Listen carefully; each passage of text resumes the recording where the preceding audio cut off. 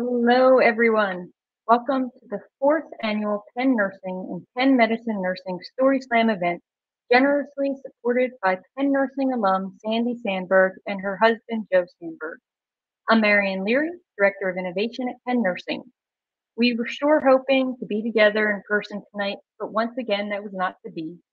But not to worry, these stories are so captivating, it's going to feel like we are all together. The theme for tonight's show is creativity. Creativity is defined as the use of imagination, the ability to create meaningful ideas, and the capacity to transcend traditional rules, patterns, and relationships. Creativity is what nurses do every day.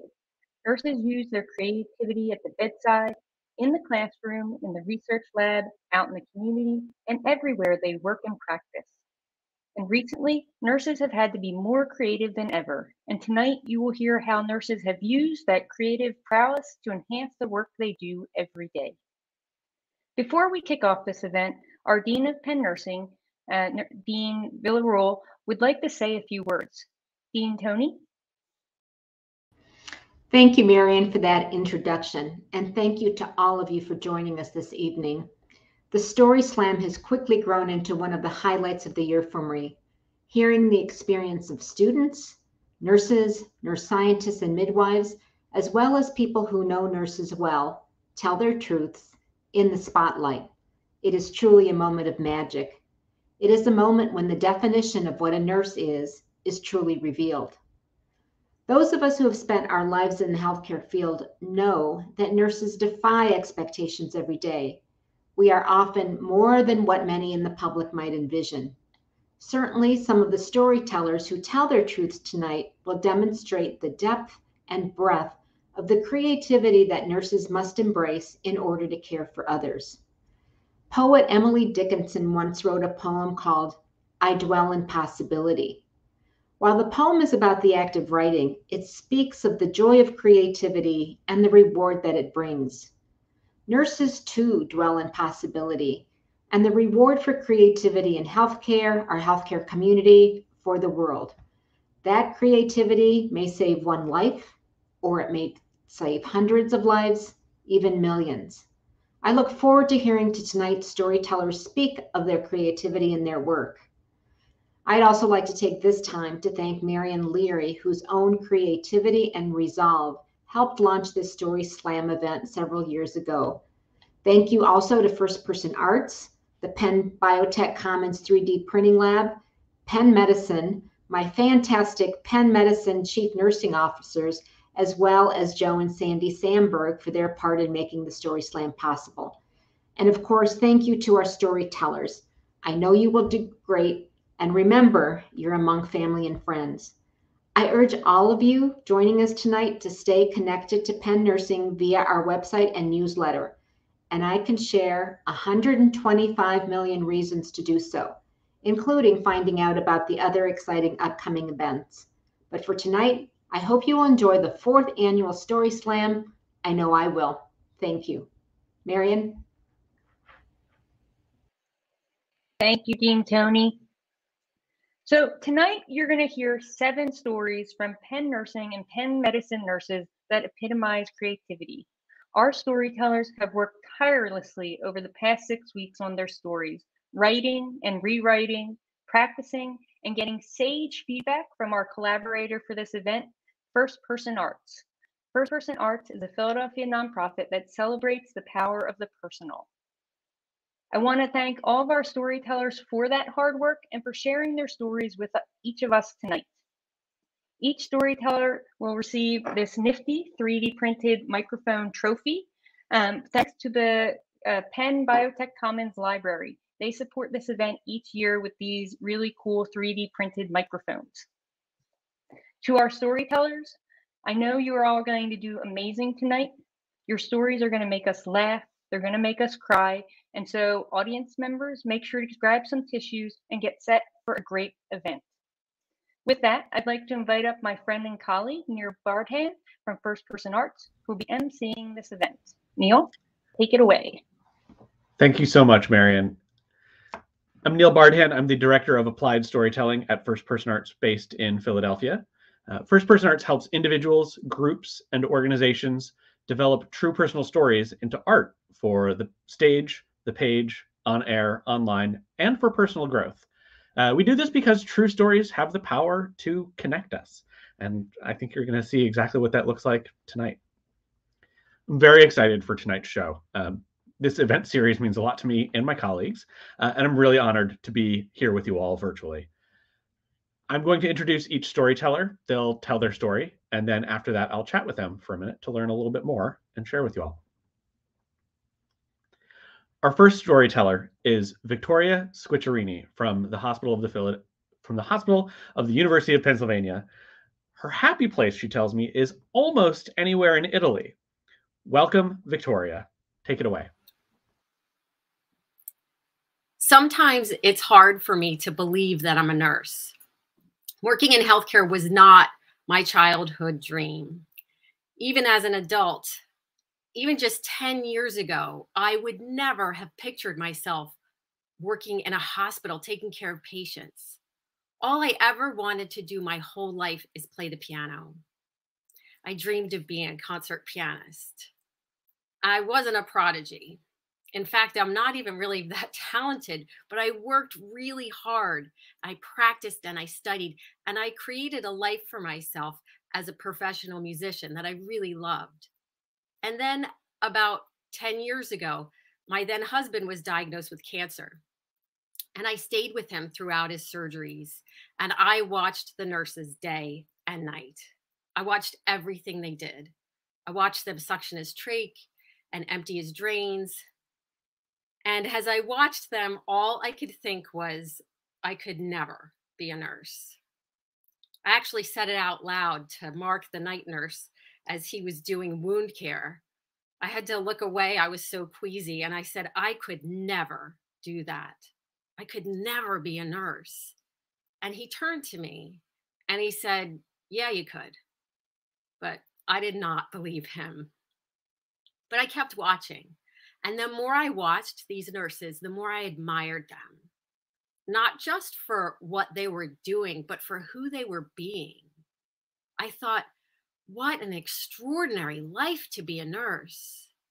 And 2 years later, I went back to that same unit as a nurse, working alongside Mark and the others who inspired me. Now, going from making music to taking care of patients is a huge jump. I mean, they're two wildly different careers, but to me, they're strikingly similar. Both require mastering a particular body of knowledge and skill, but it's the way in which those skills are implemented that makes a great performance or excellent nursing care. When I was a kid, my teacher used to take me to concerts, and sometimes we would hear a perfect performance, just impeccable playing. And afterwards, she would say, well, he was a very good boy. He played all the right notes, but it was clear she was not impressed. And then we'd hear another pianist and she'd say, I could write a whole symphony on all the wrong notes he played. And then she'd go on and on about how wonderful it was. And as a kid, this was very confusing for me because I was working so hard just to get the right notes. It took me a really long time to learn that that's just the foundation. And a truly great performer doesn't just present their skill on stage. They use their skill to connect with the audience. And it's the same with nursing. I can do nursing using just scientific knowledge and clinical skills, but that's just nursing science. It's task-oriented nursing. The art of nursing requires human connection, and not just for the benefit of the patient. That connection is essential to the well-being of the nurse. At the start of the pandemic, I got a call one night from my boss. He said, I just wanted to let you know that tomorrow you're going to be in charge on the COVID unit. I didn't get much sleep that night. I just lay there thinking about how unprepared and unqualified I was. And those feelings were very familiar. I knew that anxiety and dread because at a certain point in my career as a musician, I developed performance anxiety. I'm not talking about regular healthy nerves. I mean crippling stage fright. I would stand backstage before a performance staring at the piano, just willing for some catastrophe to get me out of there. Like maybe the back leg will break off and I won't have to play. It's terrible to dread the thing that you love, the thing that you've worked so hard for. Back then, I tried everything. I tried meditation and yoga and visualization, and nothing worked until finally I took a course that my teacher recommended. And it had me really examine how I was being. And afterwards, I was sharing with a friend everything I discovered about being perfect. And I'll never forget his reaction. He said, "You can't swoop in like Superman and play all the right notes at warp speed. The audience just wants to fall in love." And that image stuck with me. It changed everything. The next time that I performed, I looked out at the audience and I got that they're just a bunch of people who love music just like me. I never dreaded playing again. And I don't give concerts now, but I do play chamber music whenever I can. And I love it because it's all about sharing and connecting. And that's what was missing for me in those early days on the COVID unit. I was just trying to survive each shift. I wasn't connecting with my patients. And no wonder, it's not easy to connect through all that protective gear. I realized that I would have to intentionally make that connection. So now when I take care of these patients, I just take the time to be with them for a bit. I hold their hand. I say their name, even if they can't hear me. And if it's scary, then we get to be scared together. When the pandemic started, the world wanted to make us heroes, but I don't have superpowers. I can't swoop in and give a perfect performance, and I can't swoop in and save lives. I'm not a hero. I'm just a person who loves being a nurse.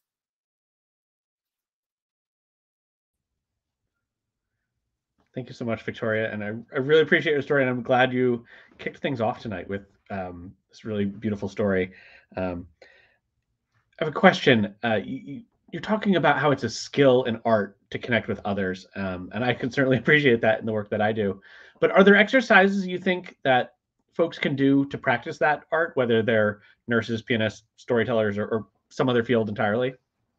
Absolutely. I mean, I've done exercises with the nurses on my unit where we just be with each other. We just sit there, and you've probably done this as an actor. You just sit there and be with each other, staring into each other's eyes, and people start laughing and some people start crying. But it really does help you to get that. You know, often we don't look in our patients' eyes. We're so busy with all these tasks, and it makes a huge difference. They actually end up feeling like you've spent a long time with them just because you're looking at them. Yeah, powerful. Thanks so much. Appreciate it, Victoria. Thank you. All right. Our next storyteller tonight is Raven Aponte from Penn School of Nursing. She tells me that her happy place is parties at home in Miami with friends, family, and lots of food. She emphasized lots of food. Welcome, Raven. Thank you, Neil. All right. Have you ever had a bad hair day? And I'm not talking about that trim that really turned into a cut. I have a story to tell, and it's not about my bad hair day, but a few interesting hair years. You see, growing up, I had a unique relationship with my hair. Based on my hairstyles, you could always tell my mood or what I was going through. At age 7, I got a fungal rash on my scalp called tinea corporis, or as I heard it at that time, tiny corpse. And because of those red, scaly, and itchy, and I mean very itchy patches, I was left with no choice but to shave my hair bald. By age 11, my mom was working 2 jobs, so that meant I had to learn how to do my own hair. And to make it easy, I got a relaxer to make my hair more straight and more manageable. And then by age 18, when I got to college, I wanted a fresh start. And I did the big chop, which meant cutting off all the relaxer, where I was now left with my natural hair. So for the next few years, I tried every style I could find on YouTube. I wore afros, kinky twists, braids, and bantu knots. And indeed, I also spent those college years experimenting with chemicals, hair chemicals at least. On the weekends, I conjured up hair butters and creams in my apartment, and without any complaints from my roommates, the light chocolate buttery scent of cocoa butter and coconut oils spread throughout our small college dorm. In these moments, I felt free because for centuries, Black women have had to hide their hair and still do, might I add, because of discrimination and racism. Yet here I was, a Black woman in the 21st century celebrating my crown and glory. I really felt a sense of freedom. This freedom lasted until I got to nursing school. As a second degree nursing student, under the veil of professionalism and infection control, I was indoctrinated into what a nurse should look and act like. And I guess I was supposed to look like Florence Nightingale, and I just didn't get the memo. My big puffy hair was supposed to be pulled back and out of the way, and never in a style that could attract too much attention to myself and away from my skills as a nurse. So my signature style became this military style bun. And of course, when it got time to apply for a job, my mom questioned me. You know those questions your parents ask you and they already have the answer to? She asked me, so what are you going to do with your hair? And I knew not to risk being perceived as threatening or doing too much. So guess what? I wore the military style bun. And on February 18, 2018, I started my first day as an ICU nurse. And as one of the few Black nurses on the unit, I did everything to fit into the unit culture, which really meant acclimating to the already set standards by people who probably didn't look like me.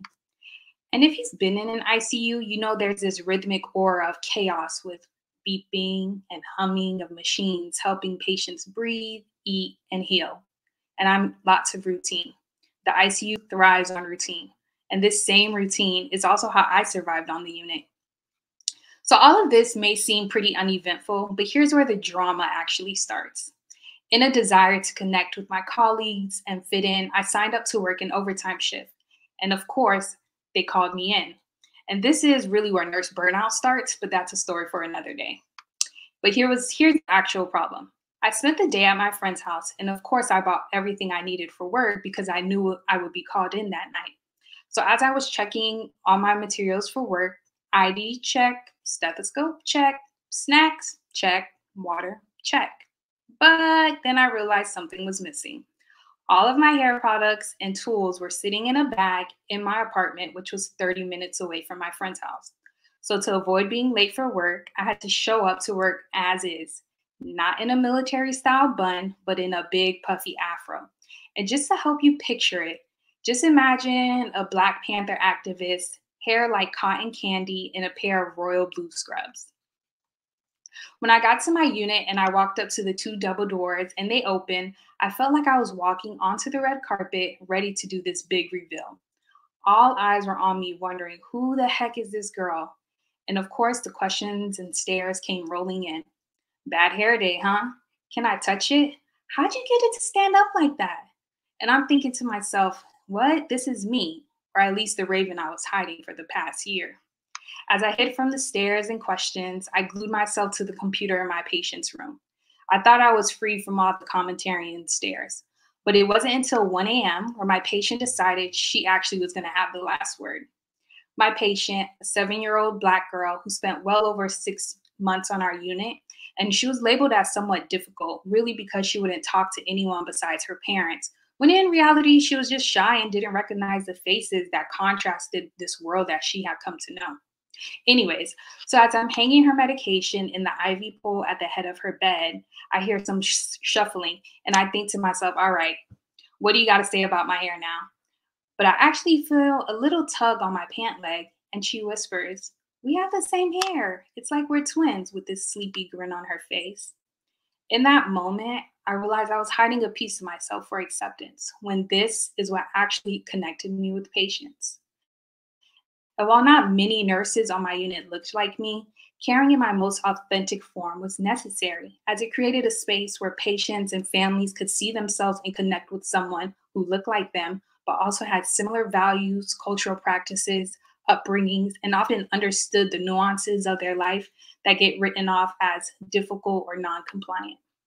So for the next few months, under the guise of continuity of care, she became my twin, for lack of a better word, because we always had to make sure we had the same matching hairstyles.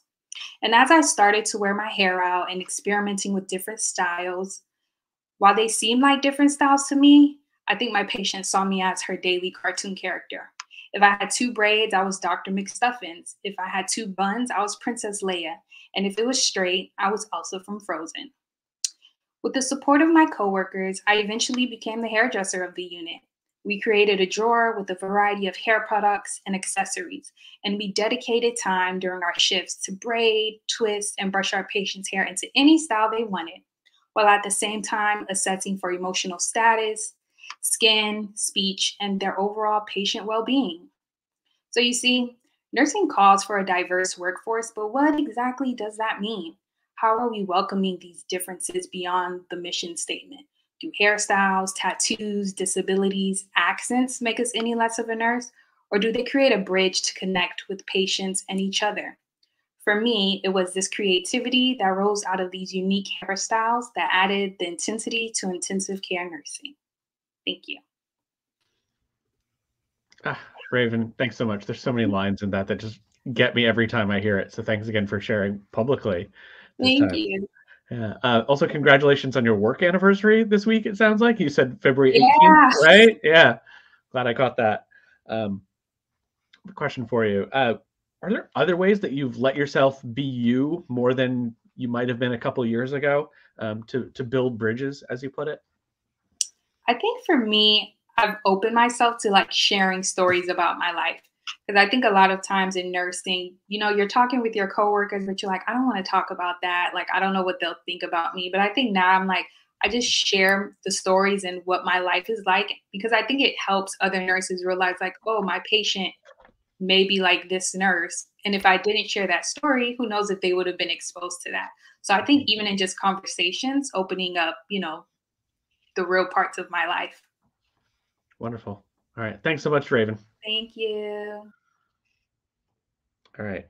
Kay Kinsey is our third storyteller tonight. She's an alum from the School of Nursing. Kay's happy place is springtime in her garden picking peonies. Just loved the poetry of that when she shared it with me. Please welcome Kay Kinsey. Hi. I'm not a natural storyteller, yet my story about making something from nothing needs to be told. Since childhood, I've been fascinated by folklore, improbable yet possible. A favorite, stone soup. How does a stranger convince others that a stone in a pot of warm water makes a tasty soup? For centuries, people have believed and add ingredients. All feast. Learning something from nothing gives hope for better times. There are so many stone soups. My favorite is Daisy Duck making button soup, outfoxing her miserly Uncle Scrooge and feeding all the other Disney characters. Reflecting on my clinical practice as a public health nurse, I slowly learned how to make stone soups, offering people hope and health. It's magical to cook something up and feed a crowd. Many times, a recipe starts with what clients said or did not say during home visits. Their stories, secrets, fears, assume nothing that could change. I parked my agendas and assumptions, listening even to silence. The essence of nursing, no matter the setting. If you listen, change happens, and those you care for and about will take charge of their everyday lives. Stone soup recipes can start another way, from a profound experience you relive and never want to happen to others. One day, walking to my car, I noticed a young man strolling across the street. At the car, I tossed my purse on the passenger seat, sensed someone behind me, turned. The same person I just saw, pointing a handgun at me, demanding, "Give me your purse or I will kill you." Looking straight in his eyes, I blurted, "I can't believe you're doing this to a nurse." "You're a nurse, just give me your money." I handed over what I had in my pocket. He took off with 2 tea bags and a $10 bill. A month later, he was apprehended. Just turned 18, extensive juvenile record of robbing neighbors, shoppers, me, burglarizing homes, dealing drugs. As a victim and witness, I was so unprepared and fearful about the torturous steps to a trial. Then reality hit. I'm angry, not afraid, and I surprisingly cared about this kid. His fate, where's his family? Why are lives so fractured? Nothing in this community prevents children from growing up to be violent criminals. How could I concoct a soup preventing such end results? A spark of an idea I knew it had to do with inner city mothers and their children. Over the years, fine soups are added to the Stone Soup Cookbook, but the finest recipe of all ever made, based on that spark, began 2 decades ago. It still takes my breath away. I had the honor and challenge of creating such a rich, enduring soup for Philadelphia families to be safer, smarter, stronger. In 2001, the health department, although they did not know this, called for a very special stone soup to address high rates of child abuse, neglect, and youth violence. The core ingredients: public health nurses and staff, person-centered in-home care, and the mother-baby home visit program, Nurse-Family Partnership, NFP. Time to name that recipe, heat up the soup, hire nurse home visitors, serve to pregnant parenting mothers their babies until age 2. Witness what happens. Today, more than 6,000 mothers and families have been served. Mothers healthier, finished school, employed, reached life goals. Their children brighter, preschool ready, far less involved in child welfare or justice systems. Meaningful data points. But what families and nurses say give me bragging rights. Moms and families are the best recruiters ever for others to savor the NFP stone soup. What they share is food for the soul. And I, with their consent, share their voices with you. I will always remember my nurse. I learned to trust someone who listened and respected me. As grandma, I opened my door to a stranger who is now part of our family. My NFP baby is in college. It took a long time to believe in myself. She is my guiding star. And I just wanted to be like my nurse. And I'm an NFP nurse now, too. Nurses who stir and serve the soup to moms and babies are special. They're inspired, reflective about their public health practice. It is like evaporated milk. You dilute and add it to the NFP soup. Their voices. I thought about quitting, leaving nursing completely, and then I found this public health job. Families teach me, and so want to be loving, prepared parents. I learned how to parallel park. Yay. Moms taught me street savvy. I love NFP and working in this community. Graduation time. She will sail off, the winds in her sails, charting her own course. The original NFP stone soup simmers on, truly 24/7 labor of love. As our community adds spices, civil law attorneys, childhood educators, it has different flavors than the startup. It's time for a new recipe, perhaps alphabet soup. Now you know who I am and what I do. I make stone soups to keep people thriving out of hospitals, jails, and communities healthier. And together we can make magical stone soups from nothing.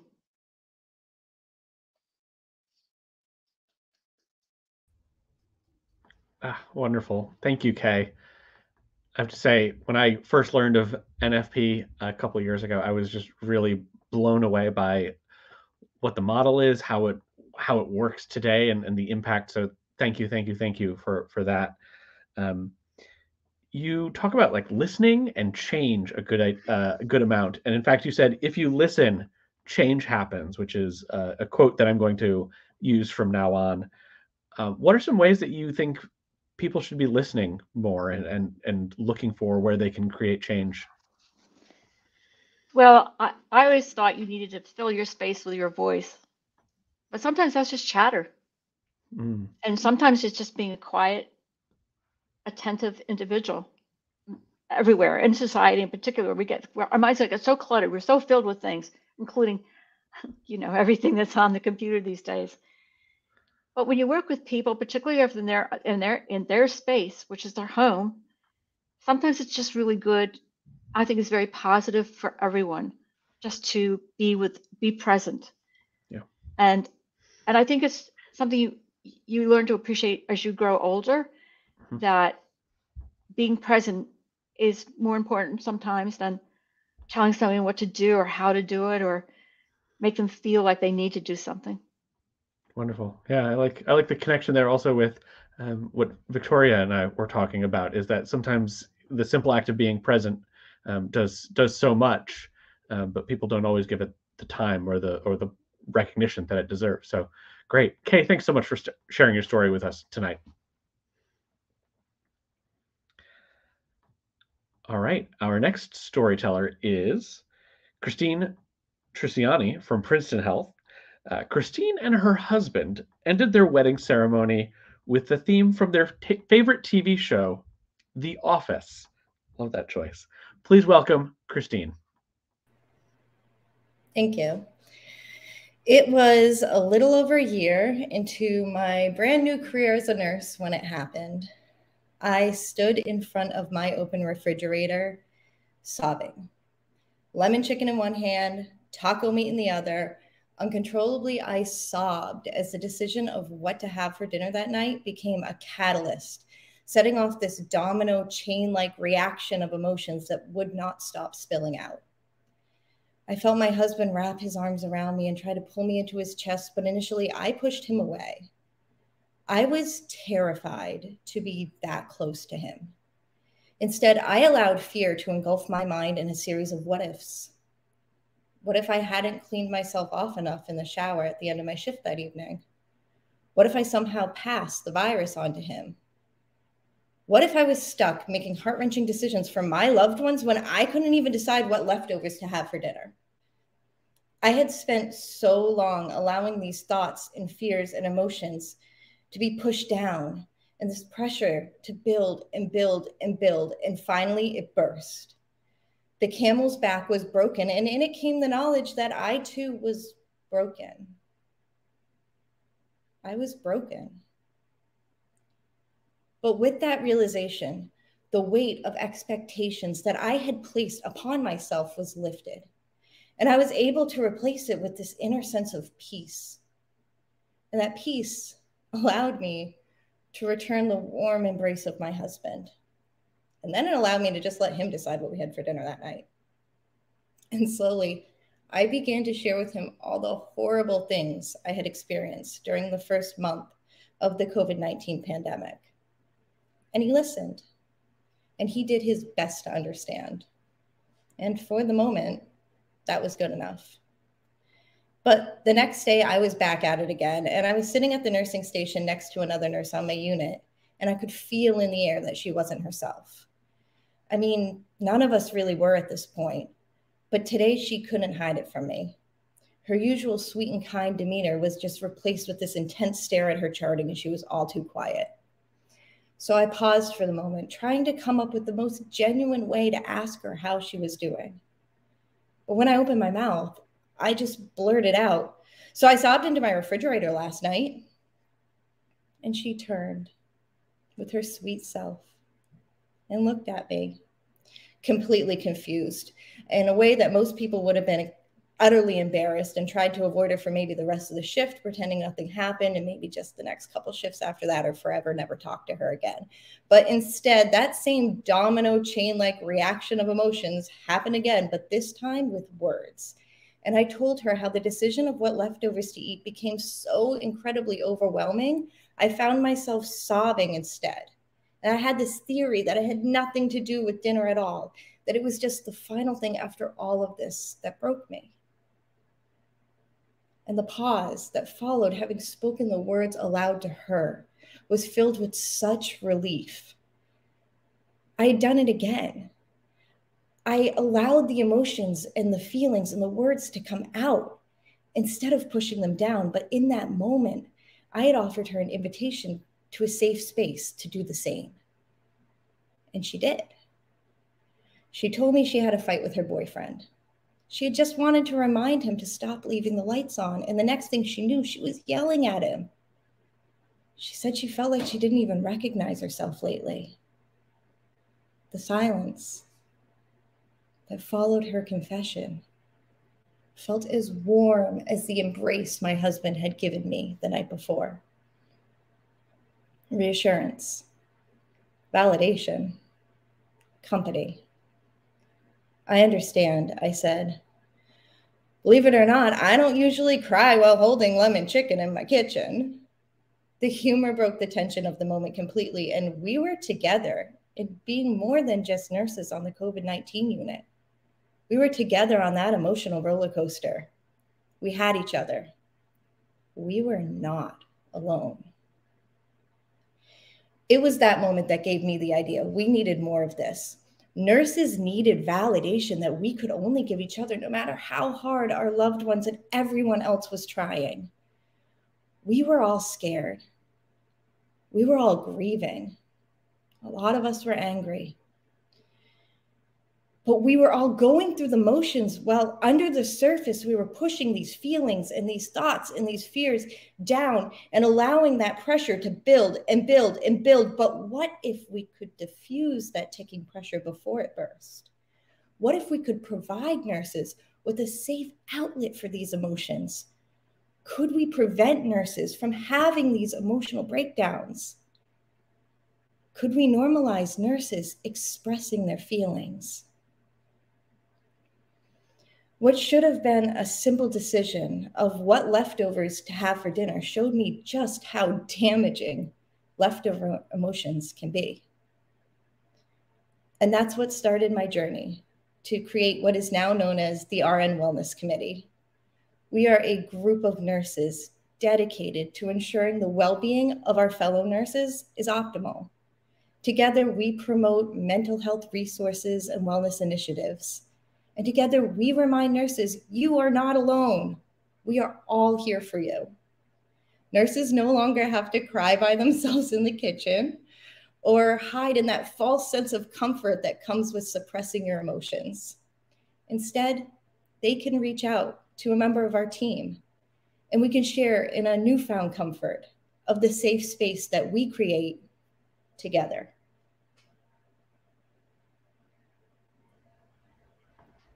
Love it. Thank you so much, Christine. Feels like, Thank you. again, you're connecting to these other stories in so many different ways and bringing it really to a contemporary level. Something I was wondering is, what are some of the wellness resources that are on your radar that you're looking to bring in, or that you don't know how to bring in yet, but you'd love to get them to your team? Well, we're fortunate enough to have so many wellness resources on hand just through Penn Medicine. We have a great employee assistance program. We have wonderful chaplain services.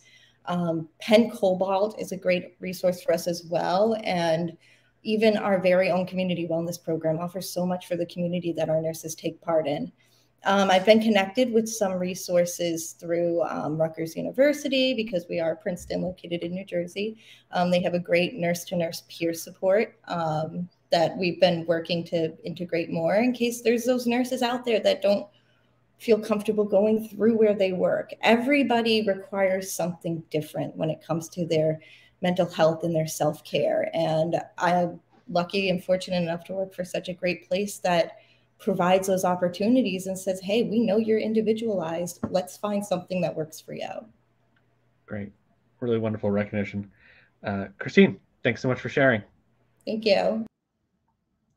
All right, folks, we're now going to take a 5-minute intermission. Stretch your legs, think about your own stories of creativity or your own stories of connection. And we'll see you back here in 5 minutes.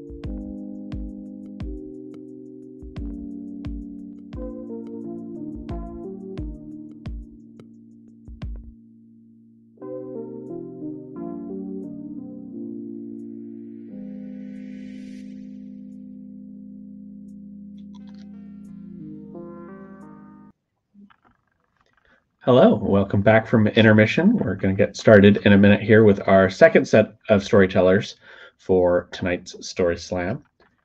Do want to shout out that we have viewers tuning in from all over the world. People showing up in the comments saying that they're from Philly, New York, Connecticut. Got somebody in from South Korea, apparently. It's just a great reminder that stories connect all of us wherever we are, and that hearing people's stories can help us understand each other so much better. Kicking off our second set of the night is Elaine Selin from the School of Nursing. Elaine says hello to all the former Institute nurses who are watching. Thought they'd appreciate that. Take it away, Elaine. Thank you, Neil. As nurses gain knowledge and experience, we inherently begin to fill our toolboxes with tricks, tried and true methods, and assortment of skills from which we resort to when the need arises. However, there are those times when digging into the recesses of our brains, looking for that certain gizmo, that whatchamacallit, that thingamajig, that we find nothing but air. Mental health nurses are called upon to come up with imaginative and creative resources to inspire change. These stories bring to light our work, and along with it, the discovery of those doohickeys. Decades ago, and I mean many, many decades ago, inpatient psychiatric treatment rendered weeks, months, and sometimes even years-long treatment. Matt arrived to our young adult unit in a catatonic state. Once a 6'8" high school all-state football hero with an adoring, although fractured family, he was the life of the party, never without a girlfriend, usually a cheerleader.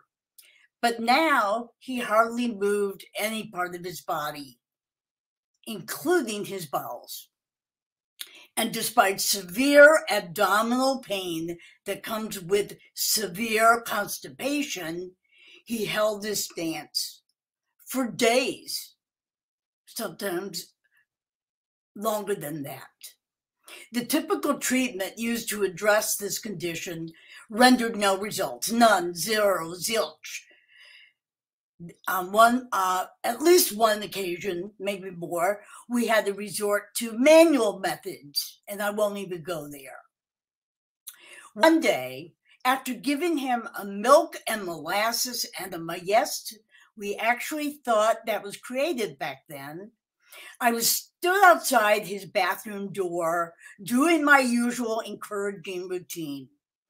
"You're causing yourself so much pain, Matt. Just let go." But the results were the same. Recalling his years as a football player, it occurred to me that maybe cheerleading might inspire him. "Matt, you can do it. You can do it. 2, 4, 6, 8. Let's see you defecate." Score! With some rah-rahs in between, I did my best version of a cheerleader, kicking my legs and jumping up and down. Other staff members heard the commotion, saw what I was doing, and joined in. And what do you know? Well, let's say we scored, and Matt, let's just say he went all the way to the end zone. Many of our young adult women self-mutilated, cutting their arms and legs with whatever implement they could find to lacerate themselves. Typically, our approach was not to respond with any reaction, actually a non-reaction, as to minimize what we called secondary gain of getting attention for self-harming. We would tend to their lacerations, clean the wounds, apply bandages, in more severe cases, taking them to the emergency department for suturing.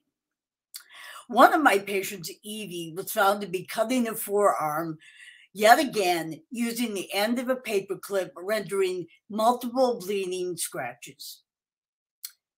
I had escorted her to the treatment room and began the typical assessment and treatment process. But unlike most, Evie seemed to take an interest in how her wounds would be treated. "How are you going to clean it?" she asked. "Gee, I'm glad you're interested. You can assist me in taking care of your wounds." Here was her opportunity to reverse course, to be part of the healing, not just the hurting. I guided her through the process of assessing the wounds, cleaning, and then dressing the injured areas. In the days that followed, she would continue her own wound care, and even excited when seeing her arm, once lacerated, begin to heal. By changing her role from a passive recipient of care, she began ownership and active participant in her wellness, in her recovery process. Evie helped us develop a new model for caring for those who self-harmed. Not all our creative efforts worked out so well. Leslie was studying art at a local college. He had a mostly manic, depressive condition. And upon arriving to the unit, he would proudly announce, "I'm here for my annual tune-up." And that was pretty much the case, stopping his medications and sliding into a full-blown manic state, which led him back to the hospital frequently. On this admission, he begged us to let him continue his art projects while he was tuning up, as he called it. "I'll even take my meds," as if this was his bargaining chip. Wanting to support his creative juices and thinking that this was a productive avenue for his manic energy, we agreed to let him bring in his supplies. Little did we know that working with the combination of water and plaster of Paris, would he successfully cement the bathroom pipes in his room and all the other bathrooms below. Creativity in working with those experiencing mental health challenges requires a critical component to making the endeavors effective, and that is the active participation of those in our care. With their immediate feedback, we are able to refine our practices like polishing a fine new tool. Over the years, many of those special individuals contributed to keeping my toolbox full, and for that, I am forever grateful. Thank you. Elaine, thank you so much for being a storyteller with us tonight. I love this set of stories and what ties them together. And I know that you have other stories like this as well along these lines. I've heard a few. Here's my question for you. If you were to write a book or create a course based on case studies like this, what would you title that book or course and why? Oh my God, you put me on the spot here, Neil. Sometimes people think of the word crazy as a bad word. Mm-hmm. So, it comes to mind, but I don't think people would understand. Maybe in and out of all those years. Ooh. Oh, that's intriguing. Yeah, I love that. And I love the lesson there of how much the active participation can really help in recovery. Super lesson for folks. Absolutely. Great. Thank you, Elaine. Thank you. All right, we've got Sue Crinus coming up next. She's from the Chester County Hospital ER, and Sue told me tonight that she used to be a mummer in the Greater Overbrook String Band. Welcome, Sue. Hello, everybody. Well, before I begin my story, I want to make a disclaimer statement, one that's very important. This is my nursing story. I do make reference to sexual abuse, domestic violence, and drug abuse. I grew up in Northeast Philadelphia in a row home during the 70s. There were plenty of kids running around during the summer, block parties with lots of live music and everybody dancing in the street, having a great time. We played stickball. Sometimes we'd cut off the stick from an old broom and use a pimple ball. During the wicked winters, me and my friends would get together and grab our shovels, start shoveling the neighborhood. Sometimes we would do it for money. Money's always good. But yet sometimes we would also help the older neighbors because we knew the older neighbors couldn't do it. My father would curse because he had to put chains on the tires so he wouldn't get stuck or slide down the street. Though I seemed like other kids in my neighborhood, I really wasn't. By the time I was 5, I was being molested by my father. At the same time, I realized I was struggling in school. I couldn't concentrate. I was having difficulty memorizing. I felt different. I felt ashamed, not even realizing what I was ashamed of. When I was 10, we moved out of a row home in Northeast Philadelphia, and my parents bought a home near Nabisco. While the delicious smell of vanilla wafers lit up the neighborhood, I noticed my mother often complained of being tired. She was fatigued. She had trouble walking. She had trouble speaking, getting numbness in her legs and hands. She was eventually diagnosed with multiple sclerosis. My father was still taking advantage of me, and the beatings from my father got worse. Oh, the police were often called, but they said it was a domestic situation, and I remained in the custody of my parents. A few years after living in the far Northeast, my parents divorced. My father didn't want to take care of my mother. Hell, he could barely take care of himself due to his ongoing drug abuse, which, by the way, had been going on since I can remember. My mother and I moved to a 1-bedroom apartment back in our old neighborhood in Frankfort Avenue and Ron Street. We didn't have much. I didn't have a bed. I slept on the sofa. I put my clothes in the closet because I didn't have a bureau. I became a parent to my mother at 12. I had to get up 2 hours before school, iron her clothes, make her tea, help her get dressed, walk her to the bus, make sure she'd get on the bus. And when I was done school at the end of the day, I come right home and repeat the same cycle. When I reached my senior year in high school, my father was hospitalized with AIDS. I wanted nothing to do with him. I had suffered enough sexual, physical, and mental abuse from him. So I never spoke to him again. I was 17. I dropped out of high school to continue caring for my mother. I did go back the next year. And once I graduated from high school, I attended community college in Philadelphia because I knew getting an education was going to be my way out for a better life.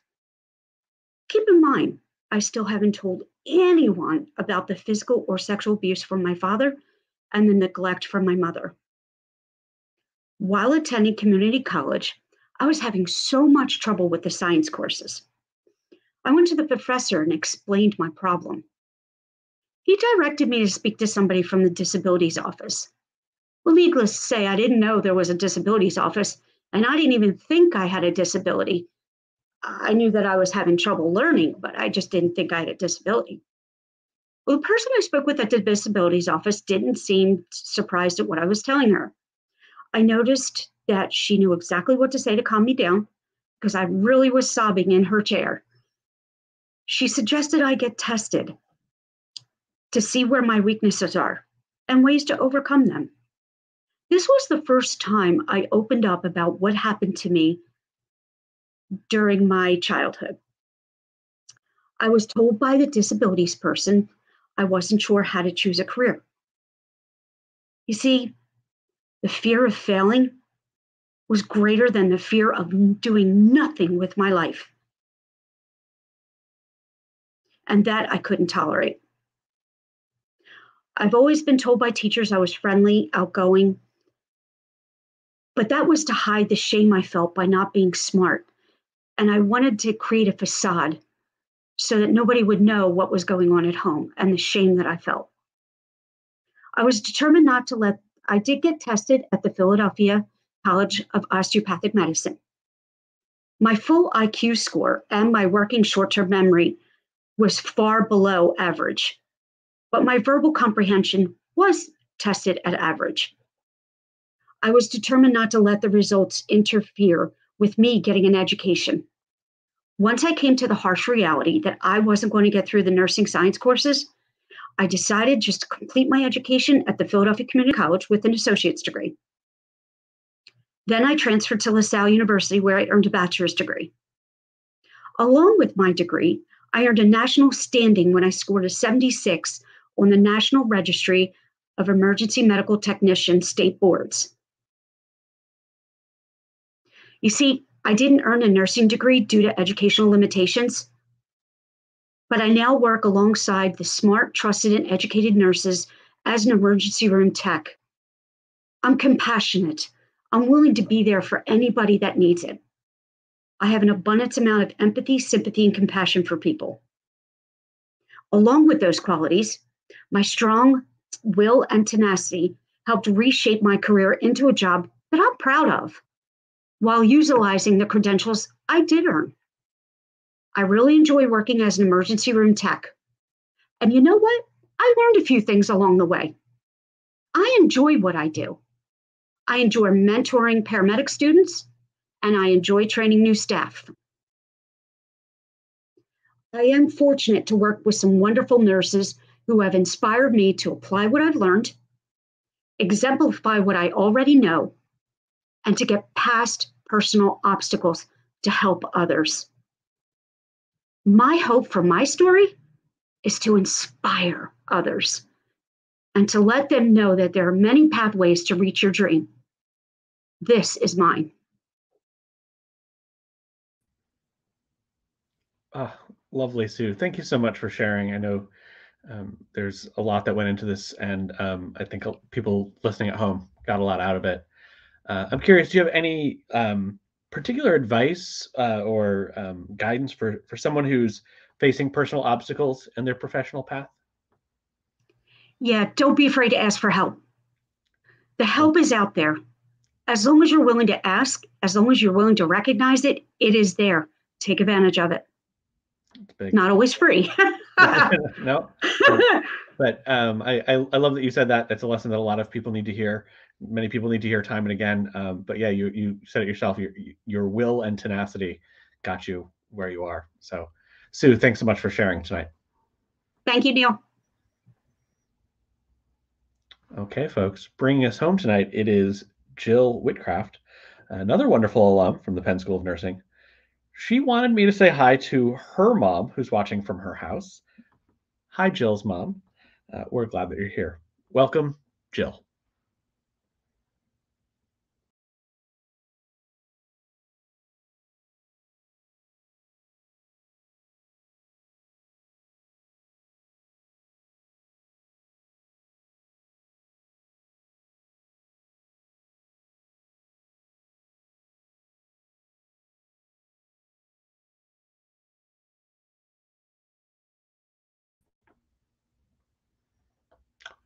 We're going to pause real quick while we unmute Jill and get that going again. Jill's mom, if you're out there, hello again. And potentially hello to my mother, who I believe is watching tonight at home. We are working on things backstage. While I have this moment, I'm going to shout out my dear friend and colleague, Alyssa Alduki, who is managing our stream tonight, and really appreciate everything that they do for us. Alyssa is part of the First Person Arts team and has just been a stellar collaborator with Penn Nursing, and just getting a lot of things happening, going behind the scenes and in front of the scenes. And Jill is ready, and we're going to come back. Is this good? We're okay? Okay, so for a while, and for maybe about 100 years in this country, we all here collectively let men decide how we labor. Let men decide how we permit ourselves and each other to labor. I still haven't figured out how that really happened exactly. It never made any sense to me. Because, like my girl Sojourner Truth said, something like, it's between God and a woman. Man ain't got nothing to do with it. Except they kind of do, don't they? At least sometimes. So as my shift on labor and delivery started that night, Sarah was mine, my patient. She was laboring alone. The baby's dad was away on business somewhere, and she had gone into labor and had to head to the hospital by herself. She was soon ripe and completely dilated, ready to start pushing, with the nice, powerful, regular contraction pattern. For a little while there, I was doing hip contractions, and she'd scream harder. So they were good, strong contractions for a while. And then she got to complete, means she's fully dilated and ready to start pushing. And she just completely stopped progressing. The contractions just stopped. I couldn't find anything wrong anywhere. Baby was head down, no hands or feet in the way. She appeared to be pushing in an effective way. She was very cooperative and willing to do anything I asked. Baby just wasn't descending. So I kept making suggestions, right? Moving her around into different positions, walking, squatting, hands and knees. Baby wasn't moving. There was nothing in the way. There was no reason. It just wasn't happening on my time schedule. I remember reminding myself, we are so fine. Baby's heart rate looks great. Nothing's in the way. Nobody is stuck. We just need to be patient. That's why we call this labor. Because it's hard work. I put her on the edge of the rocking chair so she could still move but be supported, and gave her a minute. I backed off into a corner so she could relax and feel alone in the dark, waiting for my next good idea to come, trying to think of what was best, what she needed next. So here's the truest sentence I can say about labor. Always, women need to feel completely supported, unafraid, and surrounded by whatever their version of a positive family is. Or sometimes, maybe they need to feel the exact opposite. Very focused, deep down in a black primal hole in the dark, turned inward all alone. Both are exactly what they need. But you never know who's going to be who until you get to that doorstep. There is actual, old-fashioned, bubbling magic at work here. Brain chemistry that even the most modern science doesn't really understand yet. Sometimes all you need to make a baby appear is dark and silence. Some women just need quiet, intense, internal focus. You just need to catch the baby before it hits the floor. That's how some women are wired. And that ends in a raucous success with a wet baby in my hands. But some women actually need you to scream in their face to get busy and push that little kumquat out now. What they need is your focused intensity and energy. But sometimes what actually helps is perspective. Remember back in the day when we used to ride around in airplanes for fun, to travel for pleasure or visit relatives? Remember that? Seems crazy now, right? The captains of the planes I used to get off of, so sick to my stomach, but happy to be alive, I'd thank them as I passed for not murdering us all effectively. They'd say, "You're welcome. It was a beautiful day for a flight." And actually, it was. I was just too worried about puking on my shoes, or worse yet, puking on my neighbor's shoes, to notice and enjoy. See? Perspective. The point is, it's not always a beautiful day for a flight. But it is always a beautiful day to have a baby. And that's what I always tried to help my laborers remember, that they aren't alone, that they have my company and they will to the bitter end, and that this is actually what it takes to make a baby, what they're going through right now. And that it really is okay for them to puke on my shoes. They're made of rubber. I'll hose them off in the driveway before I walk in the door tonight. Puke away if that's what it takes. Plus, as an added bonus, you can actually puke your baby out. I've seen it happen. It's not at all pretty, but it works. So back to my patient that we are not calling stuck, the one I left alone on the edge of the rocking chair in the dark, the one who nothing was working for. You want to know what happened? The absolute most predictable of all things. No, not a C-section. Her partner finally showed up and ran over to her in the dark and kneeled down in front of her, sitting in that rocking chair, and threw his arms around her. And then they were both sobbing and rocking and sobbing together. Now, I hadn't been doing this for very long, but I knew enough to reach for the gloves because the hug lasted all of 90 seconds.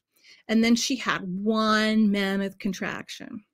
And I had to shove my way between them to catch the baby's head before it hit the floor. She just needed him. At least her hormones did. And I am in no way saying that this is the best or the only way to have a baby. It was just a pretty way to end the night. And it just goes to show you that labor will do what labor wants to do when labor wants to do it. And after everything, after all my good nursing interventions, I probably really mattered very little. It was all mom and dad, which is actually our very most optimal outcome. See, at least that time, I think man had something to do with it. And I think Sojourner would have been okay with that too. Thank you. That was fun. Jill, I'm so glad you had fun with that. I know I had fun with it as well. And I'm sure folks at home did too. A theme in your story is anticipation and expectation of certain things, and you kind of know what's going to happen. What surprises you still in this work? I got to tell you, that is just not true. You really don't ever really know what's going to happen. Until you've got that baby in your hands, it's still a crapshoot. All right. Okay. It's true. Appreciate that transparency. So, Jill, thank you for ending our evening with that lovely story. I'm going to close things out in a minute here with Marion, but thank you to all of our storytellers this evening. This was a really tremendous set of perspectives and stories from different parts of careers, different angles within careers. It's been just a wonderful journey, as it so often is, putting together our annual Penn Nursing Story Slam. And Marion, you want to join me on screen for a moment? Hey, Neil. Great. Any closing remarks from you? Phew, every year. These storytellers, they get me every year. I mean, seriously, they made me laugh. They made me a bit teary-eyed. It was everything I expected and more, and they were just incredible. Blown away. Yeah, indeed. So I hope these stories inspired you all and encourage you all to be more creative in your daily lives as well. Neil, if you're all right, I'm just going to go into my closing remarks in case unless you have anything else you wanted to say.